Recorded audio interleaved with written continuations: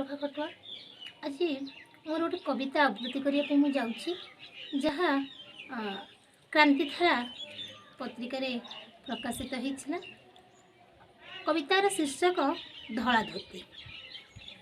ओडिया ओडिया घरर मुरबीर परिचय ए धला धोती। से धोती जेते दिन जाए इस्त्री होई टीन बाक्सरे साइता होई रहिथिबो सेते दिन जाए सारा कुटुंबर हांडी चुलीर संसार ठीक सफेद थिबो। ए धला धोती परी धला धोतीर भार कला जीन पैंट बोहिबा कौन संभव।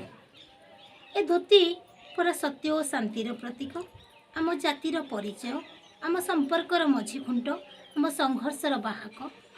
प्राचीनता को भूली आधुनिकता को आपणेबा आदौ सहज नुहे, किंतु प्राचीनता को साथी धरी आधुनिकता को कोड़े नवा आम परंपरा। ए धला धोती केवल आम जातीय पोशाक नुहे बरं आम ओडियामीर खांटी परिचय। एक मु नुहे मोर माटी कहे, एक मु नुहे मो माटी कहे। नमस्कार।